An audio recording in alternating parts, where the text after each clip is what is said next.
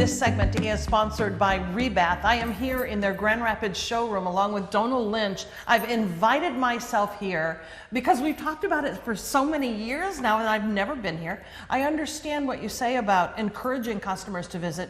They can get a real sense of the transformations you create. Absolutely. I hope we've lived up to the hype, Catherine. Thank you for coming in today, Yeah, it's a treat to be here.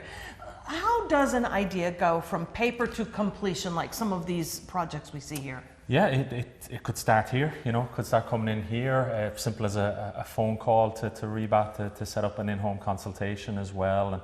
And what we do in those consultations is, our expert design team that are second to none in the industry are coming in with their expertise, with their ideas, and taking what the homeowner needs and wants, and then kind of curating that into the what will ultimately become then the Rebath project, and doing it in a way where it's as seamless and stress-free on them as possible, because that's the great thing about ourselves is, from demolition to done, we do it all. It's all turnkey, so every single person that you're dealing with through the process is a Rebath employee. For the customer, it starts with a vision, right? That sit down is really important to kind of get a sense of what it is that they're looking for. Absolutely. Accessibility or just aesthetics, whatever it might be. That's it, because like any decision, whether it be a buying decision or otherwise, it starts with the why, you know, and the why is, like you said, and in a bathroom remodel, it falls into typically three categories. You either have aesthetics, you have functionality, or you have accessibility.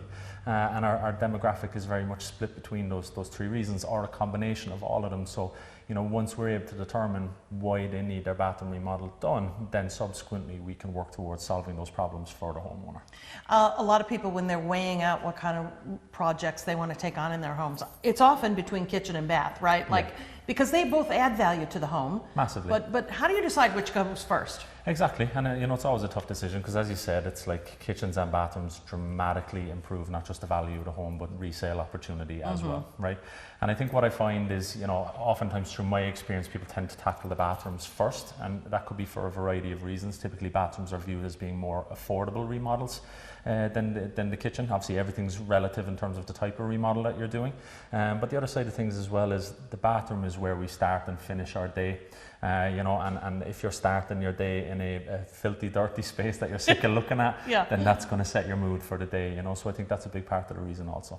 Do the displays in this space represent trends in terms of what homeowners are wanting to have done, or are there some trends folks are talking about? There are, some of what you see here would represent some trends, I mean, the thing that we have to be careful about when we're navigating, as you said, trends is, you don't want to do something that's too now that is going to phase out. And you do see a lot of that. And sometimes, I think a big part of what I do is coming into people's homes and popping that metaphorical balloon. If I feel that something is a bad idea, I will let someone know, But when you look around the showroom here, you'll see things that are on trend. Like very often, we go into homes where people have the old kind of drop-in jacuzzi tubs, and I speak to people and they say, oh, maybe this was used twice in the entire time that we've been in the home. A lot of days now people are tearing those out and they're trading those for the freestanding tubs that you see on display here in the showroom, Other things then you talk about on trends, whether it just be finishes, you'd see examples of like brushed gold finishes and so on in here. And that's certainly something that's more on trend now than your typical like chromes and brushed nickels and so on. And then the other, small details like with shower doors, people are going a lot more frameless in those designs, and you'd see a few different examples of those inside in here as well. So that definitely helps people visualize when they're in here what it could look like when they, when we do get in home and when we do complete their project. Celebrating 15 years of being in business. Absolutely. That's survival, right? That's survival, exactly, and like any other industry, it's cutthroat, and it's certainly in the bathroom industry, I think you have everyone and their uncle thinking they can remodel bathrooms nowadays, but I think, you look at a lot of other companies and they may have started out in siding, they may have started out in roofing, and then they established themselves as a bathroom remodeler.